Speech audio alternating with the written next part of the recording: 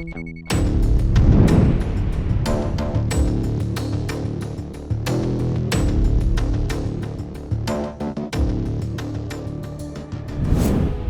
көп халқына, енді түсіп салтына, таулар күйіп ташланған. 6 жаста баланың елбеңдеген зарпына, өзі 6 жасында кәмшат бөркі басында, тобылғы торат астында. Қаршығасы қолында тас сеткен соңында. Жеті пырға сеніп баратығын жолында. Тоқтарбайдың жылқыда 90 қолы бар еді. 90-ның бастығы естем істеген ер еді. Мен Қуантай Бақтияр, сыңарым Қуантай Мадияр.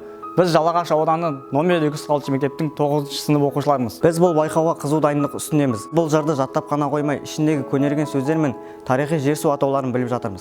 Қиын деп ойламаймын, өйткені олар екеуі бірге жаттағасын. Біреу ұмытып қалып жатқан жағдайда екінші жалғастырып отырды, екеуі бір-біріне көмек беріп отырды. Бұл егіз балдарым.